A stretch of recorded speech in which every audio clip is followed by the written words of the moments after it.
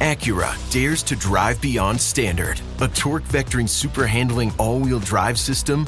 Standard in the Acura RDX. Panoramic moonroof and premium 3-row seating? Standard in the Acura MDX.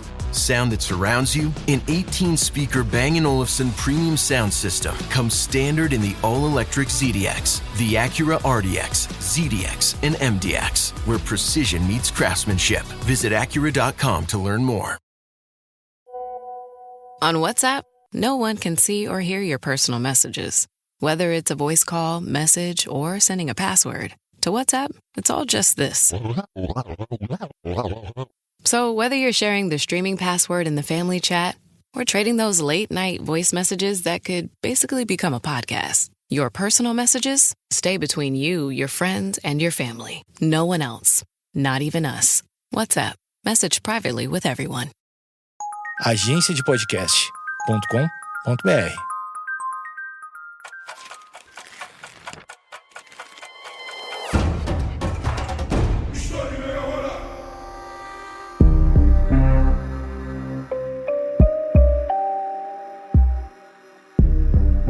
Como foram definidas as fronteiras do Brasil?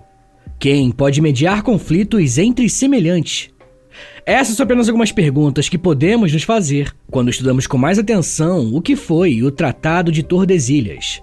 Esse é um tema que praticamente todas as pessoas, pelo menos, já ouviram falar. E o meu objetivo aqui hoje é dar um bom panorama a respeito do que foi esse tratado, como ele foi definido e quais foram os seus impactos para os envolvidos. Como sempre, quero lembrá-los que eu uso fontes e autores confiáveis, que você pode e deve consultar na descrição do episódio. O Tratado de Tordesilhas só existiu porque parte do mundo estava passando por um período de muitas mudanças. Foi em outubro de 1492 que Cristóvão Colombo desembarcou no que hoje conhecemos como América Central, acreditando ter chegado às Índias Orientais. A viagem, patrocinada pelos reis católicos da Espanha, foi resultado direto da expansão marítima europeia, que vinha sendo liderada há décadas por Portugal. A chegada na América foi um abalo na geopolítica do final da Idade Média. Ela não apenas ampliava o mundo conhecido pelos europeus, como iria redesenhar os limites de suas posses. O choque entre as potências ibéricas foi imediato. Espanha e Portugal haviam estabelecido rotas e áreas de influência nas navegações atlânticas, mas não havia ainda um acordo sobre os territórios além-mar, termo usado para se referir à navegação na América. O Novo Mundo, com os seus recursos potencialmente valiosos e terras ainda não exploradas pelos europeus, reacendeu uma antiga tensão. Quem teria o direito de explorar e colonizar o que estava além do horizonte? Segundo o historiador Charles R. Boxer, abre aspas, o século XV assistiu à gênese de um novo tipo de império, não mais baseado em domínios territoriais contínuos, mas em rotas, enclaves e pretensões sobre o globo. Fecha aspas. Nesse novo momento, os acordos entre reinos cristãos assumiram um papel central, e é nesse contexto que o Tratado de Tordesilhas surgiria como um divisor na forma de fazer diplomacia. A rivalidade entre Portugal e Espanha no campo da expansão marítima não começou com Cristóvão Colombo.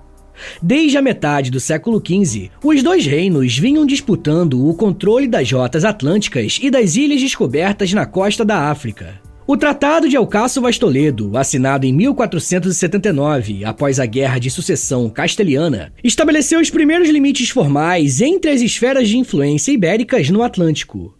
Por esse acordo, Portugal renunciava às pretensões sobre o trono de Castela, enquanto a Espanha reconhecia a soberania portuguesa sobre Madeira, Açores, Cabo Verde e as futuras descobertas ao sul das Canárias, próximo da costa do Marrocos. A exceção era o arquipélago canário, que ficava com Castela. Esse tratado, em grande medida, consolidou a prioridade portuguesa na exploração do Atlântico Sul e da costa africana, o que se tornaria fundamental na formação do Império Lusitano.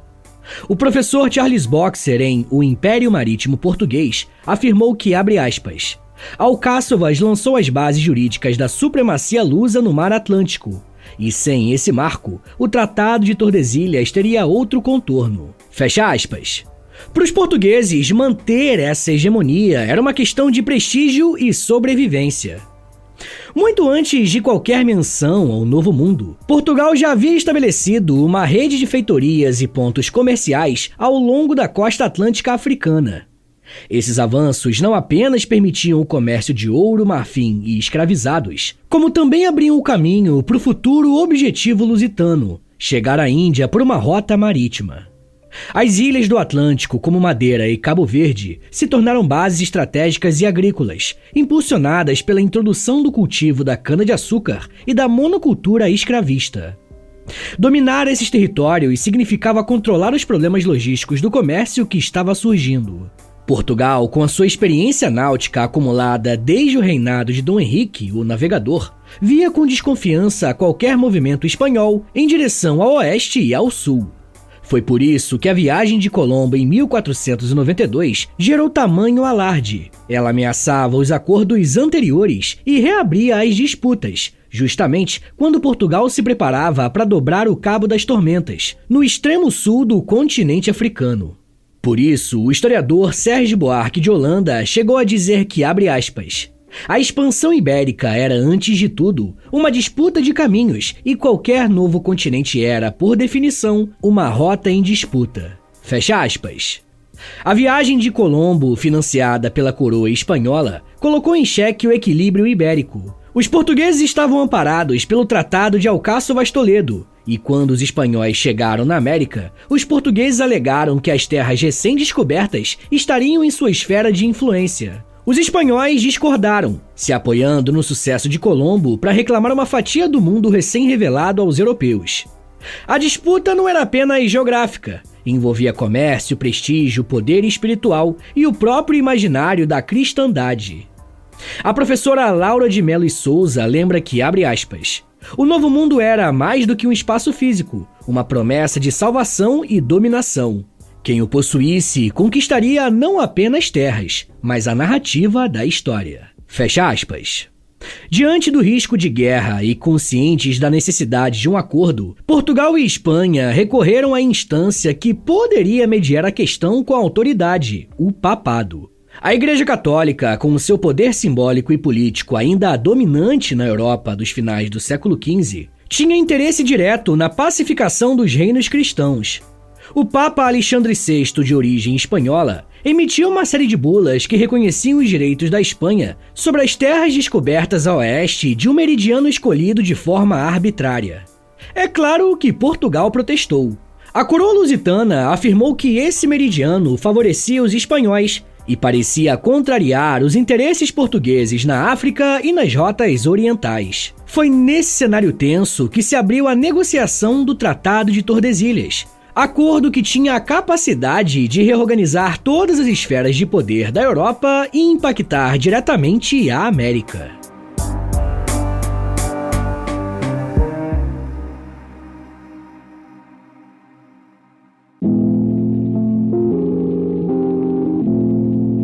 Após a chegada de Colombo na América Central, os reis católicos buscaram legitimidade para as suas descobertas junto ao Papa Alexandre VI, o Rodrigo Borgia, um espanhol com laços profundos com a coroa de Castela.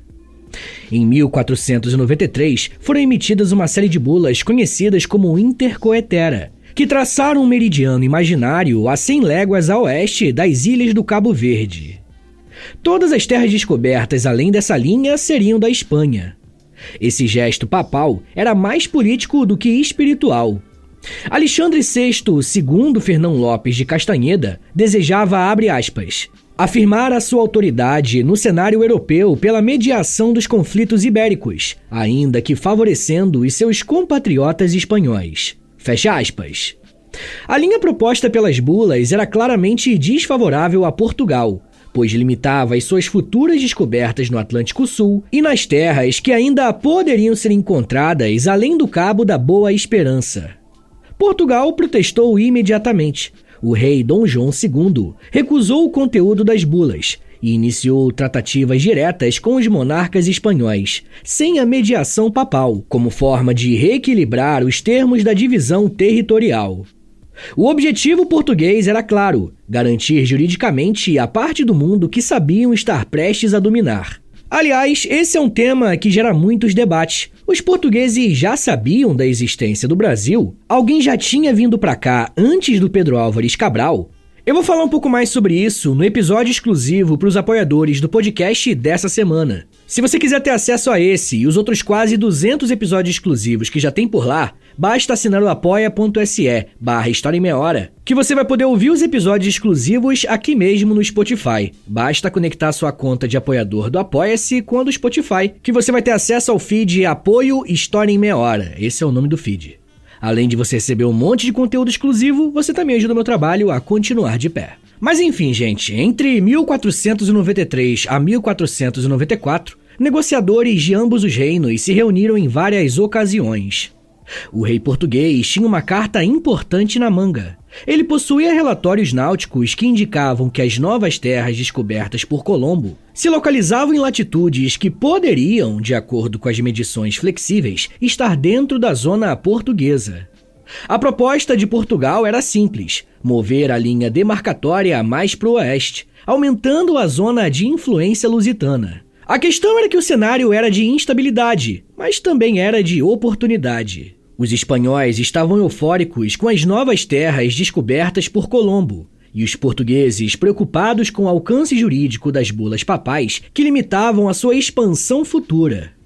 Dom João II, rei de Portugal, se mostrou inflexível quanto ao respeito aos termos de Alcáçovas e não aceitou a interferência papal como única base legal.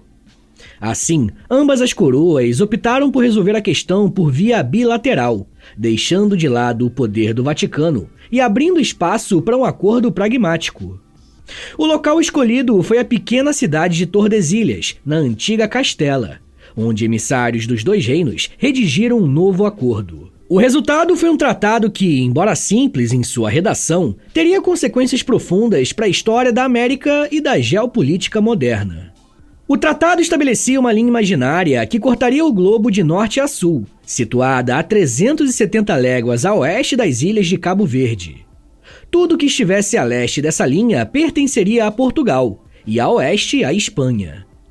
Essa divisão substituiria a Bula Intercoetera, que previa a linha apenas a 100 léguas, em claro favorecimento aos espanhóis. As conversas evoluíram com rapidez. No dia 7 de junho de 1494, foi assinado o Tratado de Tordesilhas, na pequena vila de mesmo nome, em Castela. O tratado estabelecia que a linha divisória passaria a 370 léguas a oeste das ilhas do Cabo Verde. Isso garantiria a Portugal o direito sobre uma porção ocidental do Novo Mundo, que anos depois se revelaria coincidir com a costa brasileira.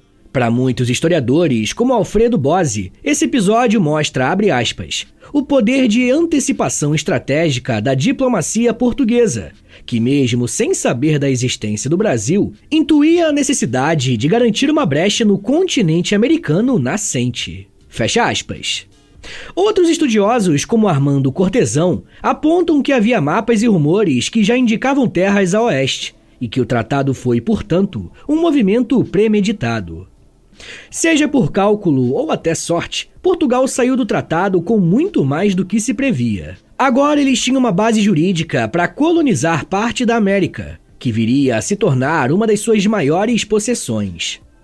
O acordo previa ainda que a linha seria demarcada por uma comissão mista, formada por técnicos e cartógrafos dos dois reinos, o que na prática nunca chegou a ser efetivamente realizado.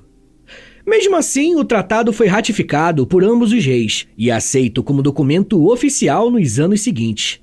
Segundo o historiador Luiz Felipe Thomas, abre aspas, o tratado era menos um acordo de precisão geográfica e mais uma declaração de intenções. Um pacto de não agressão entre os dois impérios nascentes, amparado em fronteiras imaginárias. Fecha aspas. A ausência de dados cartográficos confiáveis era um dos maiores problemas enfrentados pelas potências ibéricas. A linha de Tordesilhas era medida com base em léguas, uma unidade imprecisa, e a localização do ponto de partida também era mal definida nos mapas da época. Essa ambiguidade gerou muitos conflitos ao longo dos séculos XVI e XVII, principalmente na América do Sul. Os portugueses, após a chegada ao Brasil, passaram a pressionar para que a linha fosse interpretada de maneira mais favorável, avançando para o interior do continente. Já os espanhóis, que controlavam grande parte da América do Sul, argumentavam que Portugal ultrapassava os limites estabelecidos. A cartografia da época era também carregada de simbolismo. Mapas funcionavam mais como instrumentos de poder do que como registros objetivos. Nesse sentido, a linha de Tordesilhas era tanto um ato diplomático quanto uma aposta cartográfica. Na prática, o tratado deu a Portugal margem para consolidar as suas rotas pelo Atlântico Sul e os seus avanços na África e no Oriente. Quando Pedro Álvares Cabral chegou ao que hoje é o Brasil, no ano de 1500, o território estava, de acordo com os limites acordados, dentro da zona portuguesa. Embora ainda haja debates sobre a intencionalidade do desvio da frota cabralina, o tratado foi usado como base legal para justificar a posse do novo território. Os espanhóis, por sua vez, se concentraram no Caribe, na América Central e no Cone Sul, respeitando em grande parte os limites do tratado até o século XVII. O acordo funcionava assim, como uma espécie de pacto de não interferência, permitindo que ambos os impérios pudessem expandir as suas fronteiras sem entrar em confronto direto. O Tratado de Tordesilhas também ajudou a fortalecer a posição portuguesa nas negociações posteriores com outros impérios, como no caso do Tratado de Saragoça, de 1529, que redefiniu a linha de divisão do mundo no hemisfério oriental. O Tratado de Tordesilhas se tornou um modelo diplomático para acordos coloniais entre potências europeias. Pessoal, eu já quero falar mais sobre o Tratado de Tordesilhas e como que ele vai impactar a colonização do Brasil e da América Espanhola. Mas me dá um minutinho aí, tá, gente, que daqui a pouco a gente volta e eu falo um pouco mais sobre ouro, limites, trapaça, economia e fé. Segura aí, que é um minutinho só.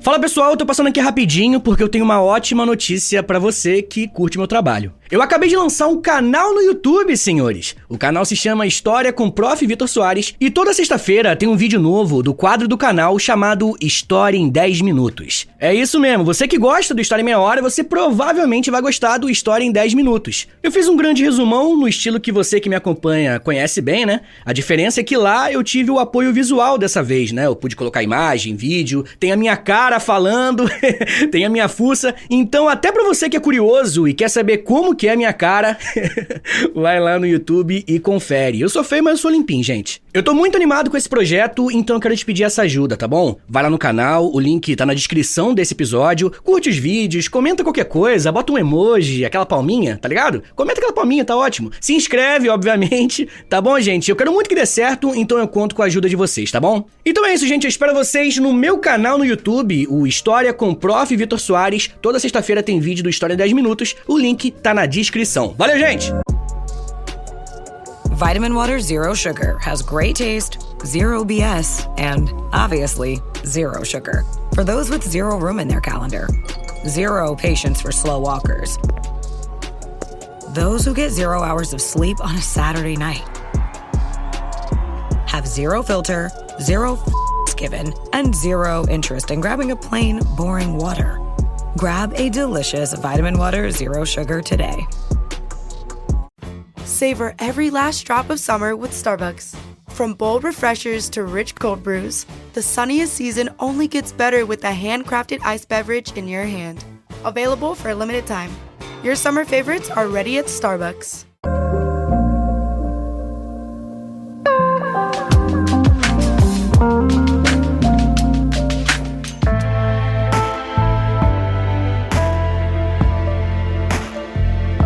Abre aspas.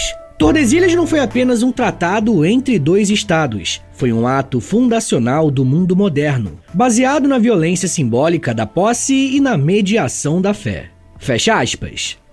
As palavras que você acabou de ouvir fazem parte de uma citação do professor e historiador João Fragoso, e um ponto muito importante não só sobre o tratado, mas sobre a própria presença dos europeus por aqui. Eu tô falando da questão religiosa. Os dois reinos partilhavam a missão de evangelizar os povos conquistados, convertê-los ao cristianismo e acabar com o que eles chamavam de paganismo.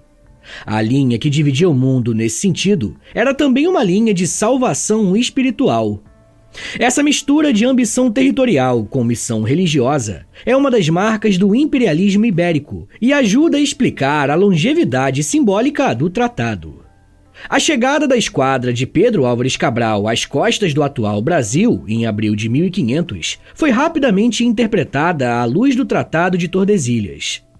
Mesmo que ainda haja debate historiográfico sobre se a chegada foi acidental ou premeditada, é certo que os portugueses estavam juridicamente amparados para reivindicar aquela terra como sua. A linha de Tordesilhas, estabelecida em 1494, colocava a costa leste da América do Sul dentro da esfera portuguesa.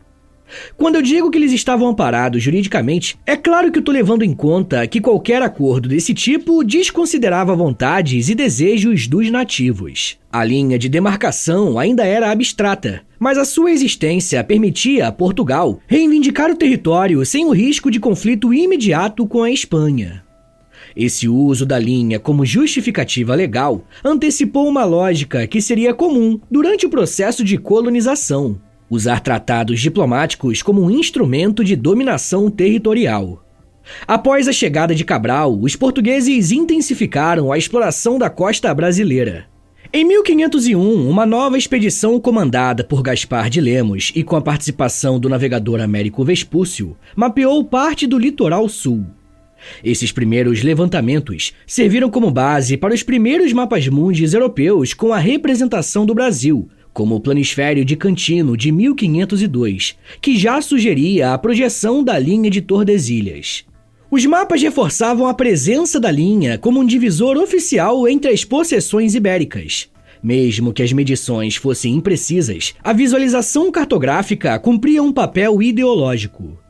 Os mapas serviam ainda para registrar informações estratégicas sobre a geografia, navegação e os recursos disponíveis nas novas terras. Mesmo que o tratado previsse uma linha clara de divisão, a realidade da ocupação colonial sul-americana se mostrou bem mais caótica. No interior do continente, longe do litoral atlântico, portugueses e espanhóis disputavam territórios com base em interpretações flexíveis do tratado. No século XVI, os portugueses começaram a avançar para além da linha de Tordesilhas, ocupando áreas do atual Mato Grosso, Goiás, Tocantins e partes do Sul. Ao mesmo tempo, os espanhóis desciam pelos Andes, fundando cidades e postos em regiões que hoje pertencem ao Paraguai, Bolívia e Argentina. Essa intensa ocupação do território gerou muitos conflitos de fronteira, que seriam negociados ao longo dos séculos seguintes.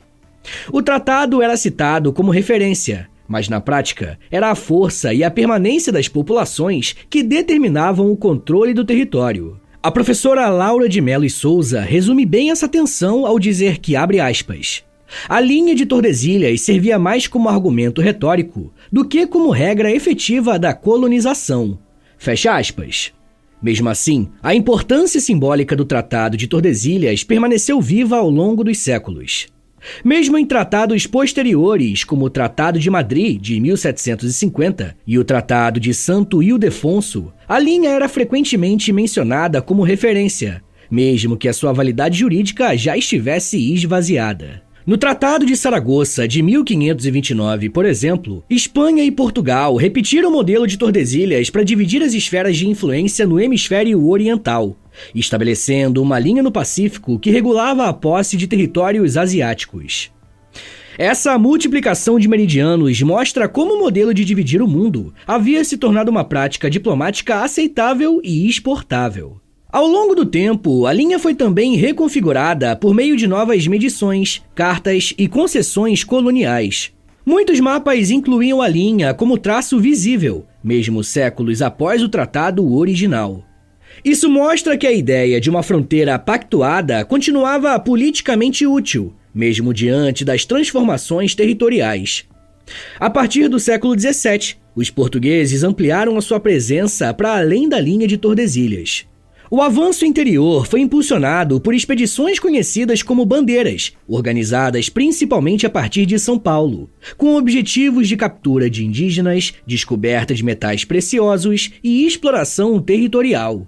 Essas expedições atravessaram o interior do continente e chegaram às regiões amazônicas, ao Mato Grosso e o atual território do Acre, consolidando a presença luso-brasileira em áreas que, teoricamente, estariam fora dos limites originais do tratado. Os espanhóis, com presença frágil em boa parte do interior, raramente conseguiram resistir a essas incursões. Desde a sua assinatura, o Tratado de Tordesilhas enfrentava um obstáculo fundamental: a falta de precisão técnica para medir e aplicar a linha demarcatória. Em 1494, os recursos náuticos ainda eram rudimentares. A definição de 370 léguas a oeste das ilhas do Cabo Verde carecia de instrumentos que permitissem uma mediação confiável em mar aberto ou no interior continental. Essa limitação fez com que o tratado fosse, desde o início, mais declarativo do que operacional. Embora os mapas o representassem e os juristas o citassem, não havia a forma concreta de demarcar a fronteira sem ambiguidade.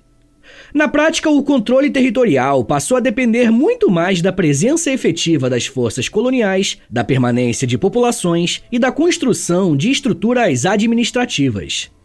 O papel de Portugal e da Espanha passou a ser, em grande parte, o de adaptar a teoria do tratado à realidade mutável do continente sul-americano. Além das limitações técnicas, o princípio do Tratado de Tordesilhas foi objeto de intensas críticas por parte da historiografia moderna. Muitos estudiosos argumentam que o tratado é um exemplo claro da arrogância eurocêntrica da época, onde duas potências europeias se arrogam o direito de dividir entre si terras que pertenciam há milênios aos povos originários. Sérgio Buarque de Holanda, em Visão do Paraíso, ironiza o tratado ao dizer que, abre aspas, nada mais europeu do que traçar no vácuo cartográfico uma linha que pretensamente separa o mundo entre os que podem tomar posse e os que podem ser tomados. Fecha aspas. O tratado ignora tanto as populações nativas quanto a diversidade de povos que já habitavam o espaço. Outros autores, como Luiz Felipe de Alencastro, apontam que o tratado institucionalizou a lógica predatória e excludente da colonização, pois transformava o planeta em objeto de repartição entre as soberanias cristãs, justificando conquistas e exploração com base em um suposto direito divino. A crítica contemporânea vê Tordesilhas como símbolo da naturalização da violência colonizadora, travestida de legalidade. A partir do século XVII, o Tratado de Tordesilhas começou a perder força prática. A entrada de novas potências marítimas como Inglaterra, França e Holanda no cenário atlântico e americano subverteu a lógica de divisão bilateral. Esses reinos não reconheciam a autoridade papal nem os tratados ibéricos como válidos e passaram a explorar, saquear e colonizar diversas regiões que eram consideradas espanholas ou portuguesas. Além disso, as próprias potências ibéricas passaram a reinterpretar os limites do tratado à medida que as suas estratégias coloniais se expandiam. Portugal, por exemplo, avançou muito além da linha original com os bandeirantes no interior da América. A Espanha estava mais interessada em consolidar as suas possessões no Pacífico e nos Andes do que em defender os limites no ano de 1494. Em 1750, o Tratado de Madrid representou o fim prático da vigência de Tordesilhas. Baseando-se no princípio de uti possidetis, ou seja, o direito baseado na posse efetiva, o novo acordo redesenhou os limites entre os impérios ibéricos de acordo com as realidades coloniais, reconhecendo o avanço português na Amazônia e no sul do continente.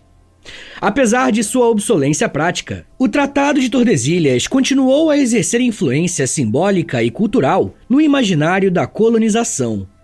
A ideia de que o mundo poderia ser dividido entre potências por meio de acordos diplomáticos ganhou força com o tempo e serviu como modelo para a lógica imperial moderna, como visto na Conferência de Berlim do século XIX, quando potências europeias dividiram a África com base em zonas de influência.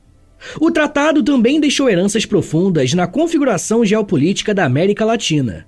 A existência de uma única nação que fala português, cercada por ex-colônias espanholas, está diretamente relacionada à linha de Tordesilhas e ao pacto inicial entre as coroas ibéricas. Até hoje, a diferença linguística, cultural e jurídica entre o Brasil e os seus vizinhos é frequentemente atribuída a essa partilha inicial.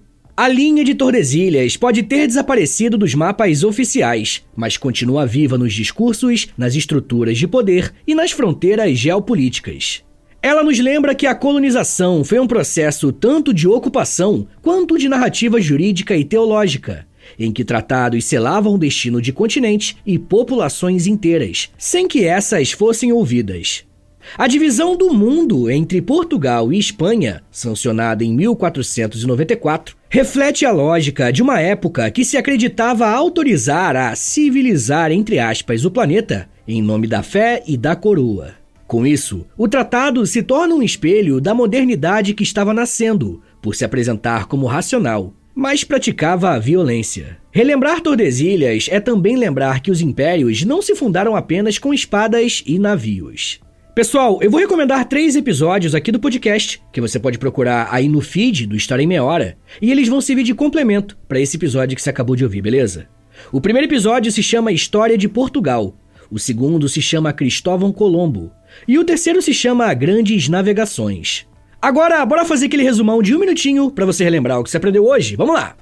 Quando falamos na história do Tratado de Tordesilhas, estamos nos referindo a um acordo assinado no dia 7 de junho de 1494 entre Portugal e Espanha, com o objetivo de dividir as terras recém-alcançadas na América e as que ainda seriam descobertas fora da Europa.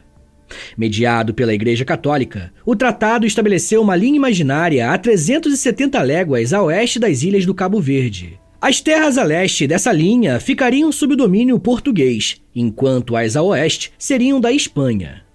Esse tratado foi uma revisão da Bula Intercoetera, emitida pelo Papa Alexandre VI em 1493, que claramente favorecia os espanhóis. Portugal, temendo perder acesso às futuras rotas e territórios, pressionou por uma nova divisão. O acordo foi essencial para assegurar o domínio português sobre as rotas marítimas rumo às Índias e, posteriormente, sobre o território que viria a ser o Brasil. Na prática, o tratado só começou a ter efeitos reais após a chegada dos portugueses, onde hoje é o Brasil, no ano de 1500, pois a porção leste da América se encontrava dentro da área portuguesa. Com o tempo, o tratado foi sendo desrespeitado, especialmente com a expansão territorial portuguesa, além da linha demarcada. Mesmo assim, o Tratado de Tordesilhas teve uma grande importância na geopolítica do início das eras das navegações e da colonização. A formação do tratado e a sua implementação deixa claro que o domínio de um território também se faz com instrumentos além da violência, uma vez que as leis e até a religião podem ser usadas para fazer essa dominação, como aconteceu de forma ampla durante o século XIX e XX com a colonização da África e da Ásia. Mas isso já é um papo para uma outra meia hora.